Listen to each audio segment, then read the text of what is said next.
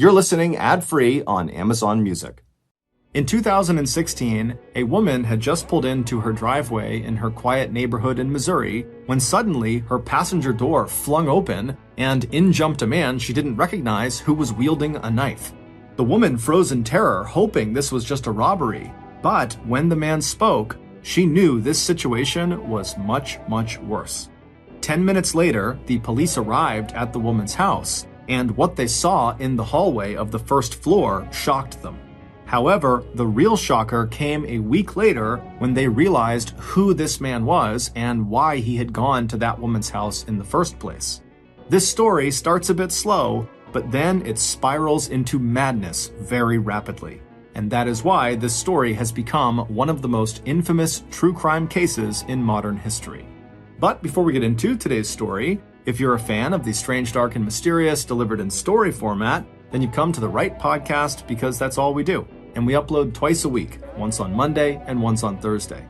So if that's of interest to you, please re-pit the 5-star review buttons pitted olives. Also, please subscribe to the MrBallen podcast wherever you listen to podcasts so you don't miss any of our weekly uploads. Okay, let's get into today's story. It was August 2016, and the weather in O'Fallon, Missouri was typical for summer, hot, sunny, and humid. 58-year-old Pamela Hupp, who lived in O'Fallon, walked to the front door of her neat little 3-bedroom house on Little Brave Drive, and she opened the door. But before stepping outside, she gripped the leash of the family dog and then looked around very intently outside at the other equally tidy upper-middle-class houses that made up her new neighborhood. Pam and her husband Mark had only moved into the Great Warriors subdivision about 2 months earlier, and Pam was still getting a feel for the community. After scanning the street and not seeing any people or cars that were out of place, Pam relaxed and then told herself to stop being ridiculous. It had been a tough few years, but soon she and Mark would have a new circle of friends and acquaintances, and she'd know all her neighbors by name or at least by sight. After all, while Pam and Mark might be new to this particular neighborhood, the couple, along with their 2 kids, had lived in O'Fallon for the past 15 years, and so knew the area as well or better than most of its residents did.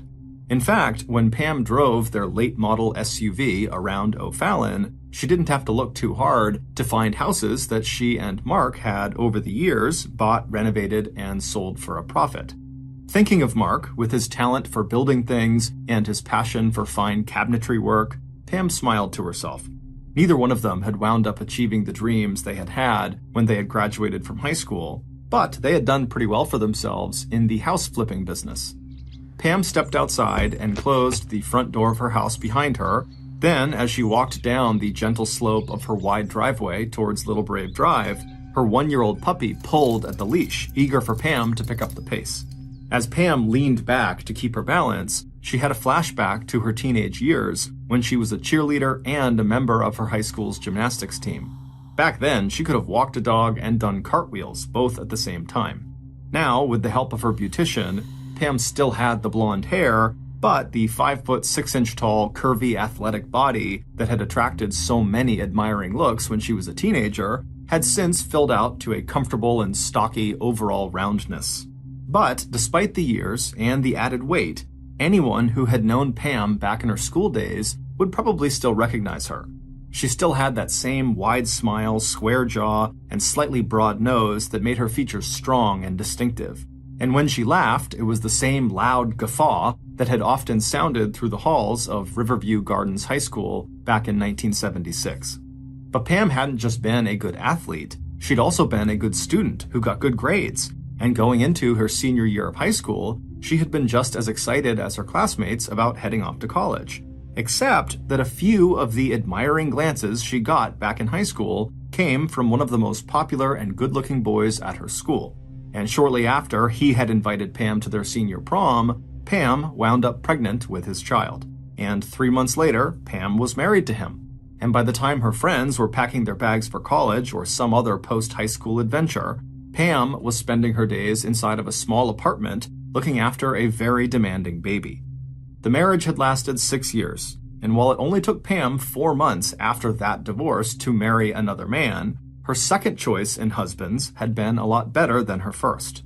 The second husband, Mark Hupp, was a quiet and very likable guy who was 4 years younger than Pam. He had graduated from the University of Missouri in St. Louis, then was drafted by the Texas Rangers professional baseball organization, who promptly sent him to play on their minor league team.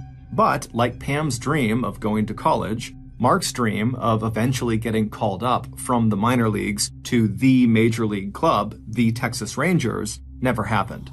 So Mark had left baseball and fallen back onto his carpentry skills. And in 1987, the family of 3 added another member when Pam gave birth to their son, Travis. 2 years after that, Pam and Mark had surprised their families by packing up their young family and heading 1,200 miles south to Florida. For Pam, it had been the adventure of a lifetime. She and Mark had settled in Naples, Florida, where they bought and flipped a couple of houses, and they bought and sold some other properties. Pam went back to school and earned a degree in internet technology, and for 10 years, the Hupps enjoyed a comfortable life in the southwestern part of the Sunshine State. Now, using her free hand to push her short hair off of her hot neck, Pam couldn't help thinking about how much had changed since those early days. Even though Pam and Mark and the kids had enjoyed their time in Florida, both Mark and Pam missed their home state of Missouri. So when Pam's mother, who still lived in Missouri, started experiencing early signs of Alzheimer's, Mark and Pam felt that they needed to head back home and be closer to her. Alzheimer's is a brain disorder that slowly destroys memory and thinking skills, and eventually it destroys the ability to carry out even simple tasks like eating. So, in 2001, the Hupps sold their properties in Florida and moved back to Missouri, where they settled in O'Fallon. Once they were back, Pam had worked on and off for years selling life insurance policies for State Farm Insurance Company, while Mark continued to build up their real estate business. 9 years later, in 2010, Pam had filed for disability payments due to neck, back, and leg pain, but when her application was turned down, she just joined Mark full-time in the house flipping business. Now, their daughter and son both had promising careers of their own, and with the responsibilities of hands-on parenting behind Pam and Mark, Pam was hoping that this latest move to their new home on Little Brave Drive in O'Fallon would be their last. She wanted to settle down there. A sudden bark brought Pam's attention snapping back to her dog. She wondered how she would stop and have casual conversations to get to know her new neighbors if her dog was constantly barking and pulling her like this from one tree or bush to the next. A second later, Pam gave herself a mental shake. She had never had any trouble making friends. And if worry over a rambunctious dog was the worst of her problems, then maybe her life really was finally turning around and getting back to normal. Because for Pam, the last 5 years had not been normal at all. In fact, they'd been among the most difficult years in Pam's life. The difficult period had started back in January of 2010, 9 years after they had left Florida to return home to Missouri. That's when one of Pam's best friends, a woman named Betsy Faria, had been diagnosed with cancer. Pam had met Betsy when both women were working at State Farm Insurance back in 2002 and 2003. Even though Betsy was younger than Pam by 10 years, the two of them had similar outgoing and fun-loving personalities. Betsy even had her own side gig as a DJ, a little business she called Party Starters. As they had gotten to know each other, Betsy had come to rely on Pam as a confidant, telling the older woman all about the ups and downs in Betsy's marriage, which included a couple of lengthy separations from her husband. Once Pam had left State Farm in 2003, the two women naturally had less contact with each other, but they still kept in touch. In 2010, after Betsy was diagnosed with breast cancer, Pam and Betsy began spending more time together, and soon Pam was one of Betsy's core people who stood by her side and rallied behind her and her family during such a difficult time. And then later that same year, when the news came in that Betsy's cancer had gone into remission, Pam could not have been happier. But that happiness turned out to be very short-lived. Less than a year later, tragedy had struck again. Betsy's cancer was back, and this time it had spread into her liver. In late November 2011, doctors told Betsy, the bubbly and fun-loving mother of 2 daughters, that best-case scenario, she had maybe 3 to 5 years left to live. And that was only if Betsy undertook yet another course of aggressive and debilitating chemotherapy. And then, just a little more than 1 month after that dire prognosis, and only 2 days after Christmas, Betsy's family and friends received the terrible and shocking news. Betsy was dead. However, it was not cancer that killed her. On the night of December 27, 2011, the day Betsy died, police near the Farias home in Troy, just a half-hour north of O'Fallon, had received a frantic 911 call from Betsy's husband, Russ, who told police that his wife had committed suicide.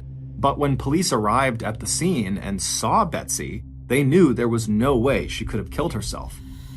While Betsy had been lying on her couch that evening at about 7:30 p.m., someone had taken a kitchen knife, walked over to where Betsy was probably sleeping, and just started stabbing her. And not once or twice. Whoever had stabbed Betsy had just kept on stabbing her body over and over and over again, plunging the knife into her back, her chest, her neck, her face, her arms. And then when Betsy had rolled off the couch onto the ground, the killer had grabbed her wrists and begun slashing away at them. By the time the killer was finished, Betsy would be left with 56 significant stab wounds across her body. Betsy's husband, Russ, would tell investigators that he had spent the evening with friends who lived 30 minutes away, and then when he got home around 9 p.m., that was when he saw Betsy on the floor. He told investigators that he simply didn't notice the 50-plus stab wounds all over her body. Instead, he just saw the slash marks on her wrist and assumed she had committed suicide. But investigators were not buying his story. And 8 days later, police arrested Russ for murder. And at the trial that followed, Pam had been called by the state prosecutor to testify against Betsy's husband, providing information about the couple's marital problems in the years leading up to Betsy's death. 2 years later, in December 2013, a jury only had to deliberate for 4.5 hours before convicting Russ of first-degree murder and sentencing him to life in prison without parole, plus an additional 30 years. Now, even 3.5 years later, in the middle of a hot summer day, Pam felt a chill go down her spine. Pam felt like nothing in her life had been more traumatic than Betsy's death and that trial, especially since Betsy had listed Pam as the beneficiary on Betsy's life insurance policy. When Betsy made the change, she'd made Pam promise to take care of her daughters with the money. Pam had objected and did not want to be put in this role, but Betsy had insisted that it would be a disaster if her girls or Russ got that huge payout. And even after Russ's trial, it seemed like the emotional body blows just kept coming for Pam. At the end of 2013, Pam received a call from her mother's senior living community telling her that her mother, whose memory and overall health had been steadily getting worse, had died. Pam knew that people meant well when they told Pam and her other 3 siblings that maybe in this case, death had been a mercy, given the fact that their mother's Alzheimer's had gotten so bad she could hardly recognize her own children. But for Pam, that didn't change the fact that her mom had only been 77 years old, and that Pam herself had been one of her mom's primary caretakers.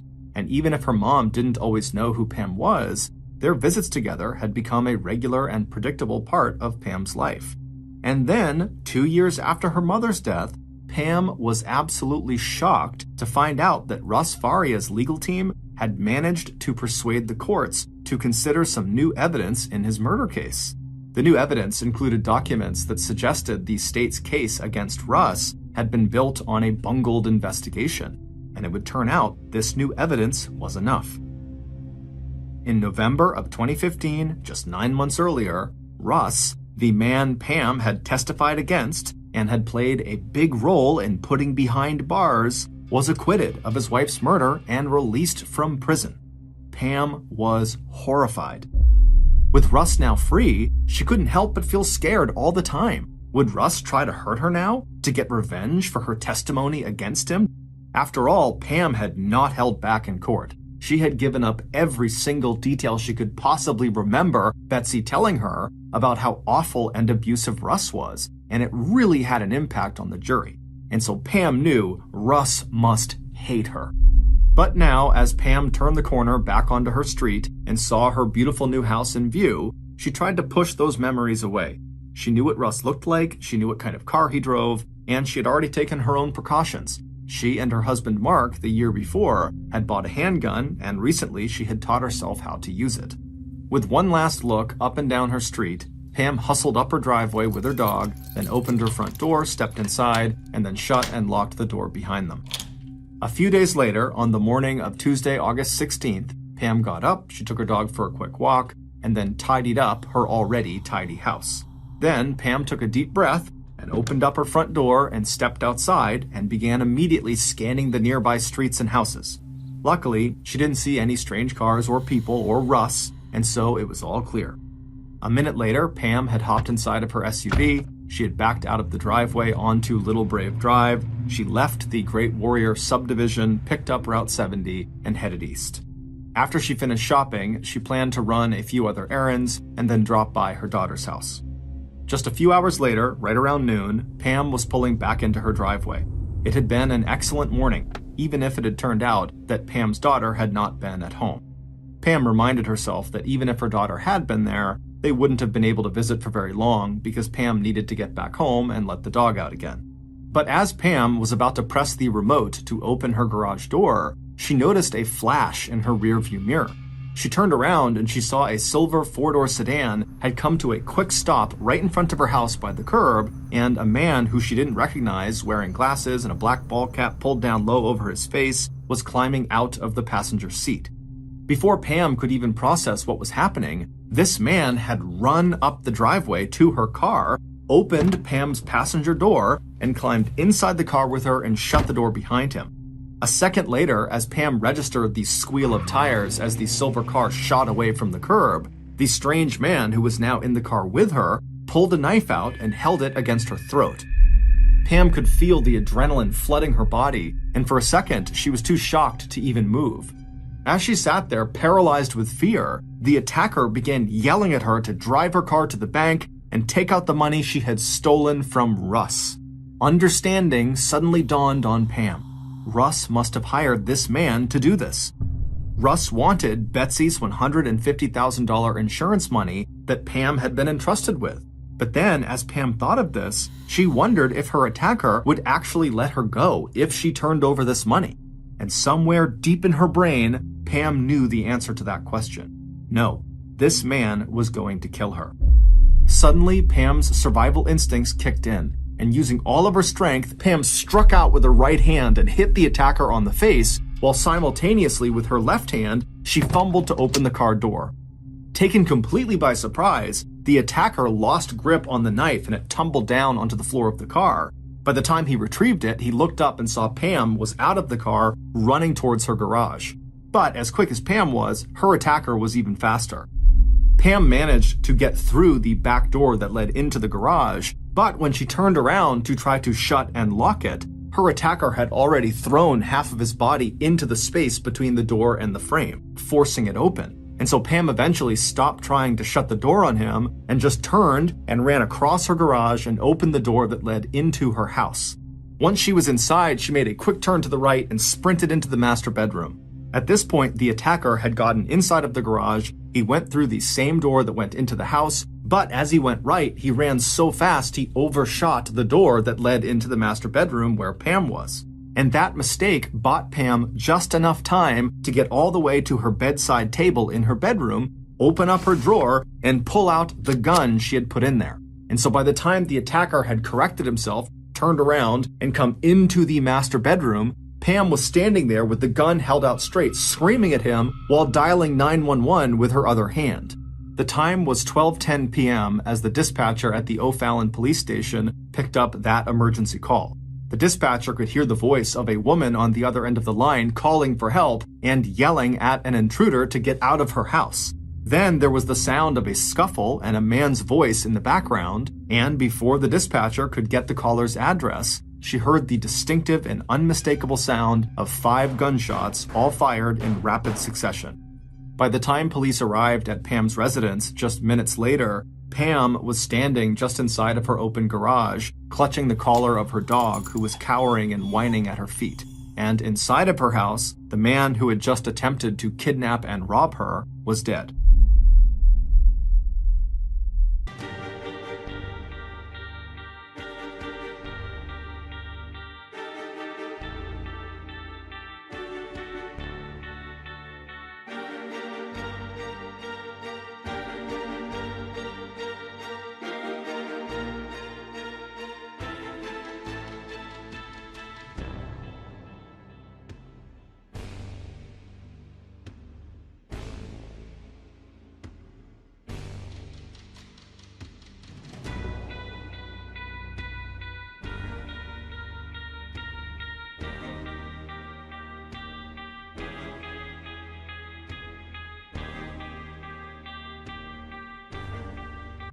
By early afternoon, a very shaken and upset Pamela Hupp was sitting inside an interrogation room at the O'Fallon police station, giving police her formal statement describing exactly what happened.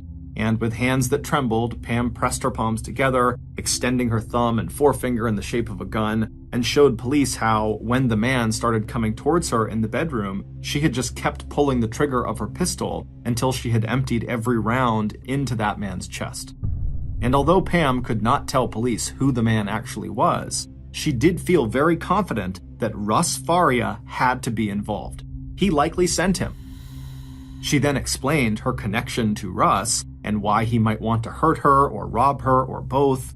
As she recalled the details of the attack, Pam even thought that maybe the driver of that silver car that had dropped the attacker off, that driver might even have been Russ himself. It kind of looked like him, but she couldn't be sure. She only saw him for a second.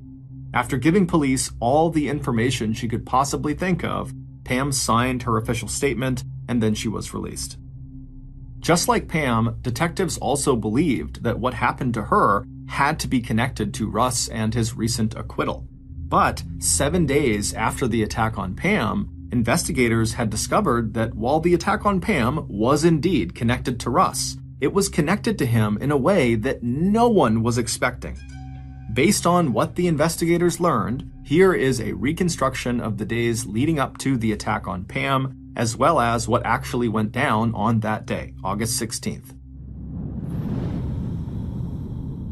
On August 10th, 2016, 8 months after Russ was released from prison and 6 days before Pam was attacked, 39-year-old Carol Alford was sitting on the front steps of the porch attached to her home in a trailer park just north of St. Louis.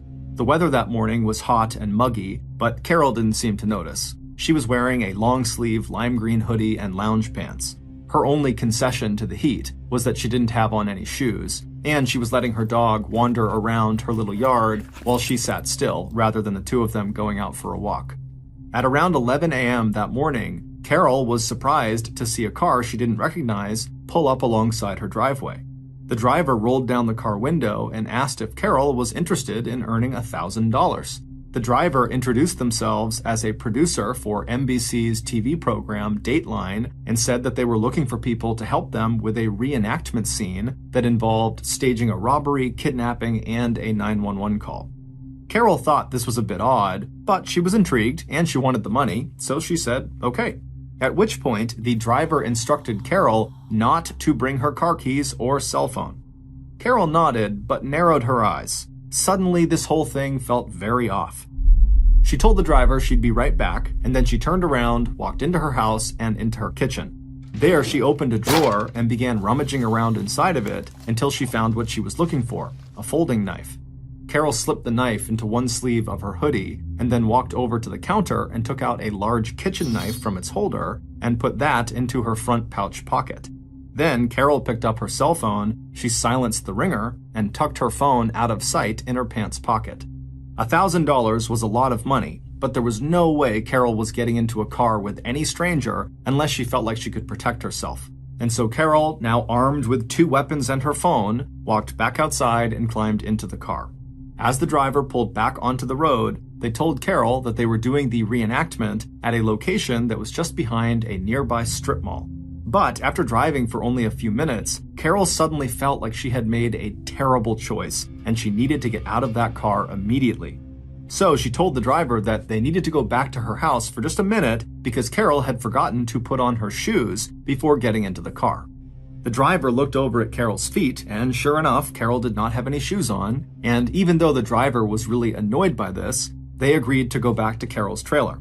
When they got there, Carol suggested that the driver pull all the way into the driveway, and then as soon as the car was stopped where Carol had suggested, Carol hopped out, and then as she walked towards the door of her trailer, she very deliberately looked up, making sure that the surveillance camera on the corner of her front porch was aimed directly at the front of the driver's car, where it would get a clear picture of the car's driver and the car's license plate. Carol would go inside of her trailer home and then come out a minute later, still barefoot. She approached the driver and said she changed her mind and did not want to do the gig after all, And then Carol looked again, very deliberately, at the security camera that was now peering down directly on both of them, and then Carol turned around and stared at the driver, suspicion written all over Carol's face. As the driver looked at the camera, Carol stepped back and pulled out her cell phone and showed it to the driver and said, "Yeah, I am going to call the police, and yes, that is a security camera and it's watching you." Without a word, the driver rolled up the window, pulled back out onto the narrow road, and drove away. And true to her word, Carol would call the St. Charles County Police. She told the emergency dispatcher that she just had a very strange encounter with someone claiming to be a Dateline producer, and Carol just wanted the police to know about it. 6 days later, on the morning of August 16th, the day Pam was attacked, the driver who had approached Carol decided to try a different neighborhood further to the south. 40 minutes later, the driver rolled up to a complex of plain two-story brick buildings separated by strips of lawn and central sidewalks. Scanning the scattering of chairs along the various entryways to the apartments, the driver spotted a young man sitting in the shade, legs outstretched in front of him, head tilted back as he looked up at the cloudy sky. In this man's world, $1,000 was a lot of money. He had 2 young children and not much in the way of income or excitement. So, when the driver rolled down the window of their car and explained that they were a Dateline producer looking for someone to reenact a robbery, kidnapping, and 911 call in exchange for what seemed like a small fortune, the young man did not hesitate. A minute later, the young man had hopped into the car, and then on the 17-mile drive west to Pam Hupp's house on Little Brave Drive, the driver of the car carefully explained exactly what they wanted the young man to do. "When you get there, tell her to give you the money. Make her drive you to the bank and get it for you," the driver told Lewis. "She's gonna try to make a call to 911, and things might get a little physical, but remember, tell her you are there to get the money. That's the most important part." By the time the car reached Pam Hupp's house, the driver's actor for the day was excited and ready to play his part in this reenactment. Little did he know, he was walking into a trap. After the young man had barged into Pam's bedroom, he had tried to follow the script and say the lines that the driver had told him to use, but as he did, he looked up and saw Pam was not only on the phone with 911, but was also holding a gun in her other hand, and she was aiming it at his chest. The young man, believing this must just be part of the reenactment, continued to try to say his lines, but at the same time he began backpedaling into the hall. But before he got there, Pam began pulling the trigger. When police found the young man 10 minutes later, he was lying in a pool of blood, his head propped against a doorway. When police checked his pockets, they found a clear plastic bag containing a handwritten note and 9 $100 bills. Although the man was not carrying a wallet, cell phone, or ID, it did not take police long to find out exactly who he was. Running the dead man's fingerprints through their database of known criminals, police got a match to a 33-year-old local St. Charles man named Louis Gumpenberger. According to police records, Louis had had several brushes with the law back when he was in his early 20s, including a drunk driving charge and a few court entries that involved non-payment of child support for his 2 kids. By August 17th, one day after the shooting, investigators were knocking on the door of Margaret Birch, Louis Gumpenberger's mother. She had just gotten back from filing a missing person report for her son at the local police station. Margaret was devastated when police told her that Louis was dead. But when police went on to explain the circumstances of his death, that he had been shot after forcing his way into a woman's house, Margaret dropped a bombshell. What the police had just told her was actually not possible. Meanwhile, investigators from the O'Fallon Police Department were following up on another lead from the St. Charles Police. 7 days earlier, on August 10th, police had received a 911 call from Carol Alford, who described a disturbing encounter she had just had with a stranger who had approached her at her home and then tried to get her to go with them to act out this weird kidnapping robbery scene for $1,000. But at the time, on August 10th, the police did not act on any of the information she gave them. However, fast forward a week back to August 17th, the day after Louis was killed, And suddenly now, given the weirdness of Lewis's actions and the statements given by Pam about what she saw and what she heard, it seemed possible that the mystery driver who had been rejected by Carol had simply moved on to someone else to try to wrap up in their bizarre scheme. And that someone else was likely Lewis. And so the police hauled Carol into the O'Fallon police station, and they showed her a lineup of 6 photographs of people they thought could be the mystery driver. And without a moment's hesitation, Carol reached over and tapped a particular picture. "This one," she said. "This is the person who approached me." 6 days later, on Tuesday, August 23rd, police had confirmed that yes, the person who approached Carol was the same person who approached Lewis. And because they had this mystery person's name and contact information, they decided it was time to go arrest them. It would turn out that when Louis Gumpenberger's mother told police that her son could not have forced his way into Pamela Hupp's house, she meant that literally. Louis had been in a terrible car accident in his youth that had left him with a serious and irreversible brain injury. The injury had left him with the mental capacity of a 12-year-old, which made him very gullible and exploitable, and the injury had left him with serious physical limitations as well. Most notably, Louis could barely walk. And so when Louis's mother was told that her son had run up the driveway and barged into Pam's house, Louis's mother knew that could not be true. Louis literally could not run. And it would turn out Louis's mother was correct. Louis did not do any of the things Pam accused him of doing because the story Pam told police about the attack on her had been a total lie. There was never a silver car that suddenly pulled up outside of her house, driven potentially by Russ Faria, that contained Louis, who had then leapt out and charged up the driveway to attack her. What really happened was Pam, aka the mystery driver, had become totally paranoid after Russ was let out of jail.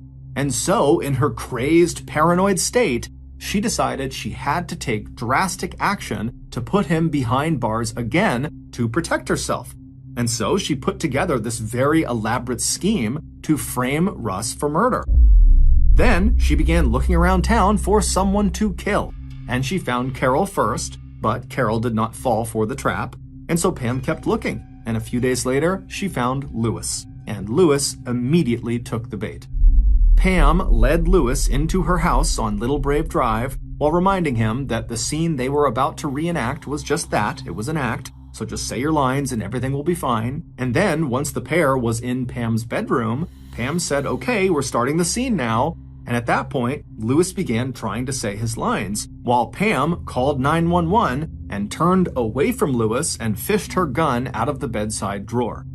The 911 operator would answer Pam's call and immediately hear her scream out that there was an intruder in her house. And then the operator would hear a man in the background, which was just Louis fumbling through his lines. And then the operator would hear Pam fire 5 shots into Louis's chest.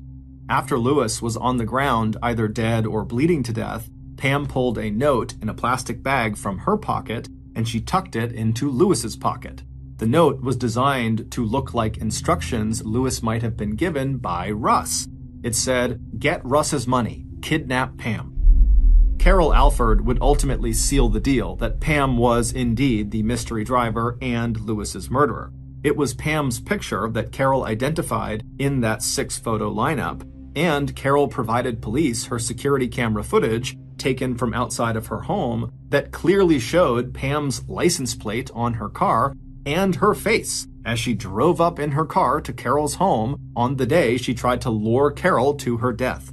And so, at 11 a.m. on August 23rd, police cars rolled into the quiet Great Warriors subdivision in O'Fallon, and just minutes later, they found Pam.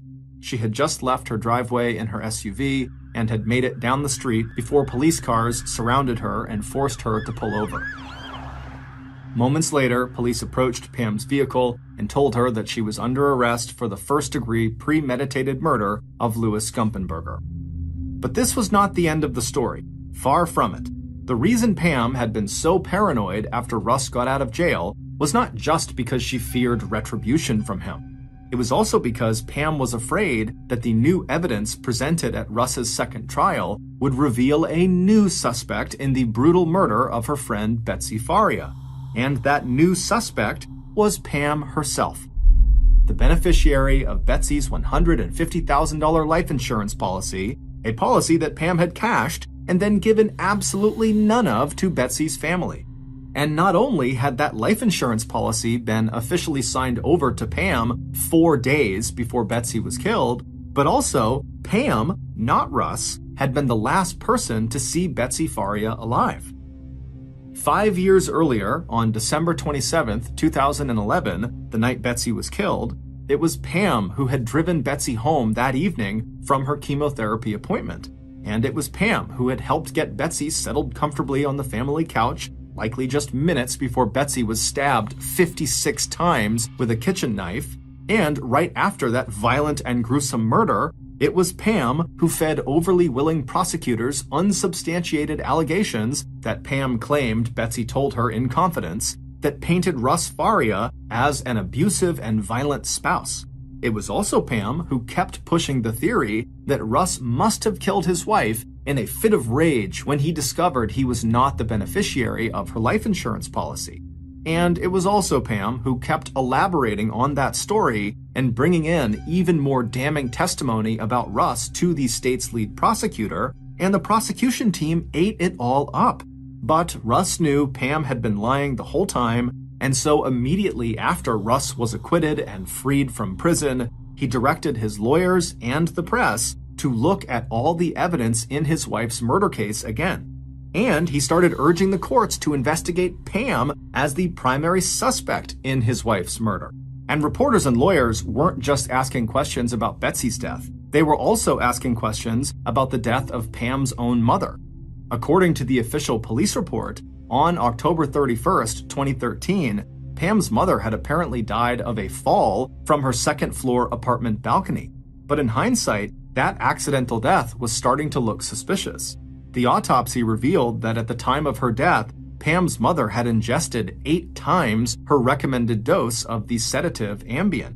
Not only that, the 77-year-old Alzheimer's patient had somehow fallen through, not over, the railings of her balcony.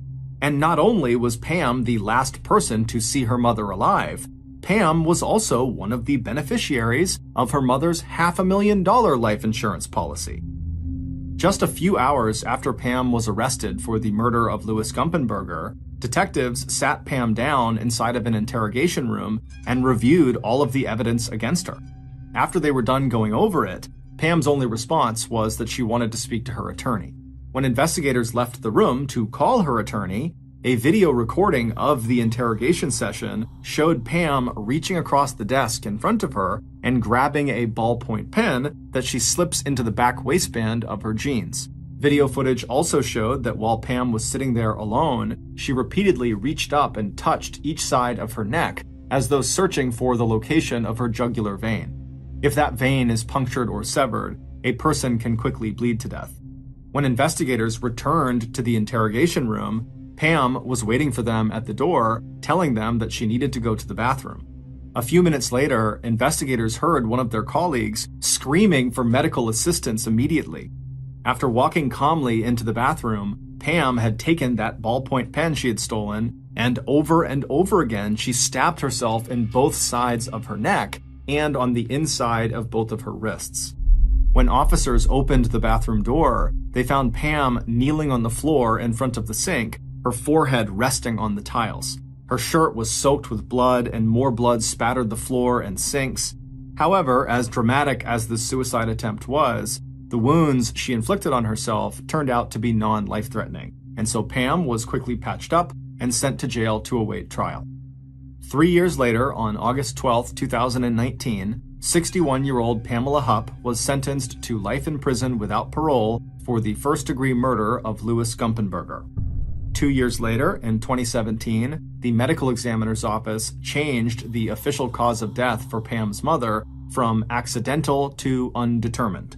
A year after that, in 2018, the state prosecutor and judge who were involved in Russ Faria's first and badly botched trial were both voted out of office.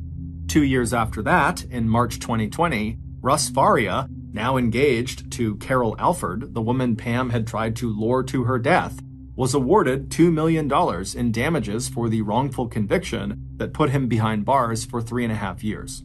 And finally, 2 years after that, in February of 2022, Pamela Hupp was officially charged with murder in the stabbing death of Betsy Faria. According to the prosecutor who was preparing the case against Pam, the motive for that murder was financial gain. If Pam Hupp is convicted of Betsy's murder, the prosecutor has said he will seek the death penalty.